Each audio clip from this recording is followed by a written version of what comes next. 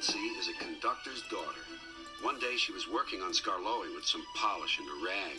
Skarloey was snoozing happily, but Nancy wanted to talk. "Wake up, lazy bones. Your brass is filthy. Aren't you ashamed?" "No," yawned Skarloey. "You're just an old fusspot." And Skarloey closed his eyes. He was thinking about his friend Rheneas and all the good times they had shared before Rheneas went away to be mended.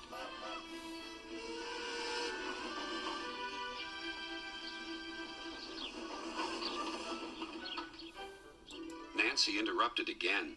"Don't you want to look nice when Rheneas comes home?"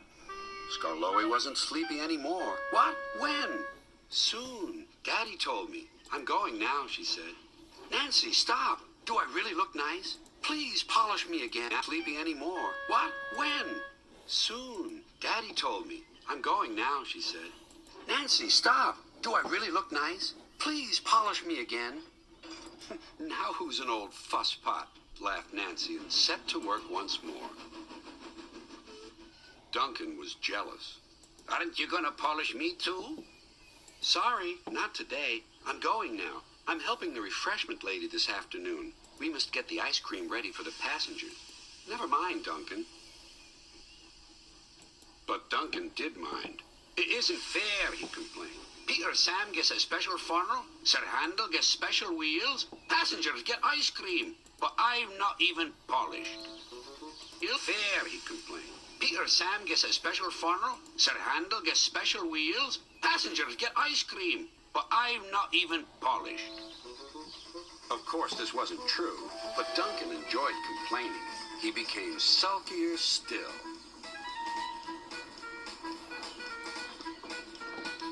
That afternoon, there was bad news from up the line. "One of Skarloey's coaches has come off the rails," called Duncan's driver. "We'll have to take workmen there right away." "All this extra work," grumbled Duncan. "It wears an engine out." "Rubbish. Come on."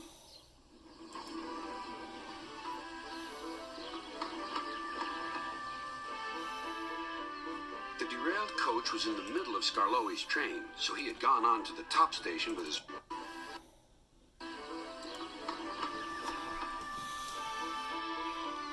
The derailed coach was in the middle of Skarloey's train, so he had gone on to the top station with his front coaches. Duncan shunted the works train into the sidings and left the workmen to sort out the mess. Then he brought the passengers in the rear coaches home. He sulked all the way. "I get no rest, I get no rest," he muttered. Duncan made the journey very difficult. He was short of steam, so his driver waited a while in the hope of raising more. But Duncan wouldn't try. "We'll keep our passengers waiting," said his driver. Duncan was cross. "You always think about the passengers and never about me."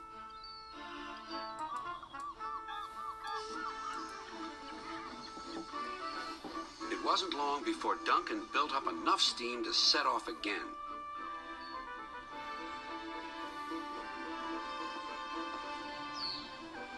But he was still very grumpy and cross.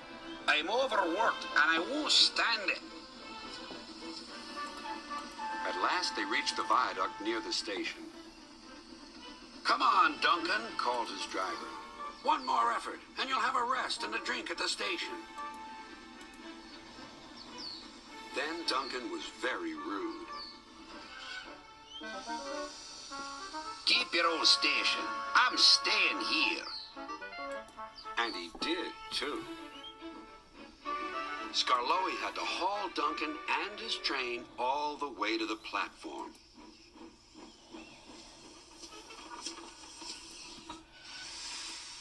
The passengers were furious. They told everyone what a bad railway it was.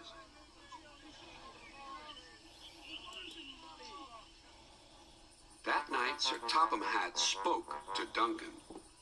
"No passengers means no polish. And no polish means no passengers," Duncan muttered to himself. He still has a lot to learn, doesn't he?